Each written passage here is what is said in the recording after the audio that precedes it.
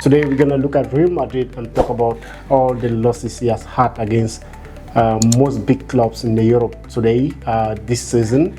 And actually, we're gonna be analyzing the game yesterday with Paris Saint-Germain and how they were really humiliated by Paris Saint-Germain. And I'm gonna take a look at the game that was played yesterday between Paris Saint-Germain and Real Madrid. And this season so far, from my own point of view, I have got just two players in Real Madrid that can play, that they are trying to defend this badge. I've got just two players only, and then the first player is going to be Kylian Mbappe. Kylian Mbappe is, of course, if they ask for my opinion to choose a consistent player, of course it's going to be Kylian Mbappe, because he left Paris Saint-Germain being the top goal scorers for so many seasons. And even when you had Neymar and Lionel Messi, they couldn't really overshadow him in the Paris Saint-Germain. And then he had to change the league and went to Spain, one of the most difficult league, I may say. Spanish league is not easy as you think, but he went there and then he made the records by scoring 44 goals in the single season. First season in the Spanish league, scoring 44 goals is actually something really incredible. You cannot say he is lagging or he's not. So he's one of the best players. I've got just two players in Real Madrid this season that defended themselves. He's the best player in Real Madrid so far. And of course, I've got Thibaut Courtois. Thibaut Courtois is a really incredible player, very good. He does his job very well. You look at the saves, man. You look at his consistency when the team is not performing, and you find a lot of errors, and you believe that you look at the saves, you believe that he's actually really doing a lot of work. He's playing his role, so I give him. I give him his credit. And we're going to be looking at other players who are not performing. We talk about Vinicius Junior. Vinicius Junior, good player, and at the same time a bad player. When he's needed, he doesn't turn on. So it's kind of sometimes very, very unpredictable to say what Vinicius Junior is, and it's the game that they need him to destroy the defenders, to run around with them like he usually does. He doesn't turn up, he doesn't do anything, and then the confusion between some people is like he's no longer the same Vinicius Junior when Kylian Mbappe came. Okay, it's fine, but then you're gonna take a look at the fact that he was playing when Mbappe wasn't there, but then Mbappe came, and then the whole situation changed, and people they claim that he's not actually performing, he's underperforming right now. But then what about the time that Mbappe is on injury, and he doesn't do much more than we expect? Let's say Mbappe is injured, he's on the bench, he doesn't do much more than we expect. And then more so, if you look at the gap between the goals, like 44 goals, and he's not even up to half, and he has a lot of questions, you know. And we're gonna take a look as well. Valverde, where are all the shots that usually scare the keepers? What is everything Valverde? We used to think maybe we're gonna get someone like maybe Toni Kroos or maybe Luka Modric, and then he was actually really playing very well, but then big games he doesn't turn up. It's kind of crazy, so I cannot rate him any much more better. And we're going to look as well. Gonzalo Garcia is a very good player. As you can see, he had 4 goals in the recent Club World Cup.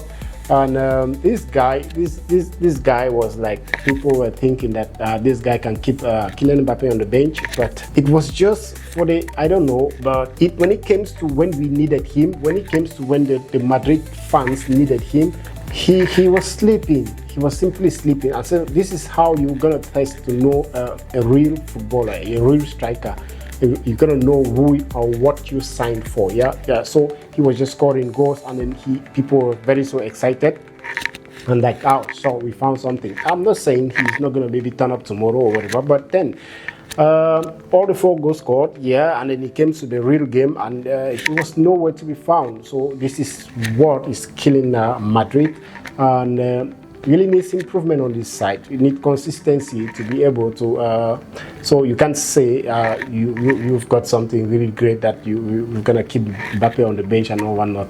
And Let's talk about Paris Saint-Germain as well, what they've got. And I'm just going to say Paris Saint-Germain so far this season is just simply the best club right now. I mean, like, not only the best club in the way they play, in their dominance and whatever, but the best club in terms of full players. Imagine, they've got one of the best goalkeeper. He's doing his best, the Rauma, and they've got a lot of players that we're going to be talking about, like, and it's unimaginable that a defender is running. It's like a box-to-box player, you know, like picking from his side of the ball and then to the other side of the opponent's pitch. So it's crazy, like the way they are so structured. First of all, we're going to be talking about this guy, Nuno Mendes. He's something really crazy so far. I mean, like, he's arguably the best left back right now. If you look at what he played in the Nations Cup, in the Portugal, and then what he's still proving here, and what he played for his role in the final of the Champions League, or not only the final, throughout the Champions League and up to this level. This guy is something very, very confusing. Like, people don't even know if he's a defender or, because this guy is now like a box-to-box player. Like, he picks from his side and then take it to the opponent's side very confidently. Sometimes the boys are on their side, but you find the guy over the midfield, just walking slowly to the back. So kudos to Mendes. He's a very, very incredible player. So far, one of the best, I may say, left back winger right now. And then we're going to talk about Hakimi. Achraf Hakimi, also one of the best. So if you take a look at the Paris Saint-Germain, from goalkeeper, left, right, and then they are all okay. They've got Marquinhos at the center, and they've got Marquinhos at the center, which is absolutely crazy. I mean, the whole defense from the goalkeeper is already firm. Like, you can't just play around with it anyhow. And talk about Hakimi, his assists, his goals from the Champions League right up to this level. So confident, the way he plays. He can carry the box as well from his side and right up to the side of the opponent, which is absolutely crazy. And this is what Chelsea is going to be facing on Sunday. We want to also talk about Desiree Doué. Desiree Doué, a very young, talented player, knows how to keep the ball, knows how to control the pace, and of course create chances for the team. And so Desiree Doué deserves a lot of respect and award. And he's a very young, talented player. I mean, Paris Saint-Germain has no issues right now because everyone is on top form. And then also we're going to talk about the killer of everything, Ousmane Dembele. Right now his form is on a different level. He plays very well, controls the ball, and I mean, if you want to talk about Dembele, it's a lot, because I love the way he finishes. He can finish with the left as well as can finish with the right, and making him almost a complete player with the chances created, the ball control, the finishes. Ousmane Dembele, of course, he's right now running for the Ballon d'Or, which from my own point of view, he should have it without even any judgment. So I think he's going to be the Ballon d'Or winner. If not, that's what I believe. And so it's very good for him. Also, Xabi Alonso just came in now, and he hasn't even played any game. Like, I mean, a very strong game, even though he's having a very good record so far. So he hasn't. This is like a test for him, and he actually really failed big time. So I think I can now say welcome to the Spanish league as a coach. You actually really do need to sit up. You actually really do need to know what you are doing and where you are, because if this Real Madrid, this one that played Paris Saint-Germain yesterday, is the same Real Madrid that is going to play in the Spanish league, bet me Real Madrid is not going to win any trophy where Barcelona is available, because I believe that all the defeat they got from Barcelona last season, I believe that is still going to come around, same thing. And I'm so sure that Barcelona still is going to beat Real Madrid. It's going to beat Real Madrid back to back. Now we talk about Chelsea. Chelsea is a team that is very consistent. It's a team that has a fighting spirit. When it comes to finals, that is one thing that Chelsea knows to do best. When it comes to finals, they always do step up. But this one, promising you that is going to be a very difficult task for them, because they really do need to sit up, given the fact that the players that Paris Saint-Germain has actually really too much, and everyone on their top form. But then I'm still gonna say I do not really trust Enzo Maresca so much. And then we're gonna be looking at the players that will be facing. These are some of the defenders that will be facing Paris Saint-Germain on Sunday. So we're gonna start. I don't know if he's gonna start, but I'm just gonna mention Trevor Chalobah if he's gonna start, and then he's one of them that is going to be facing the hard attack line of Paris Saint-Germain, which consists of Desiree Doué, Dembele, and of course Bakola and Vitinha. I didn't even talk about Vitinha. It's a very crazy one, turning around the midfield like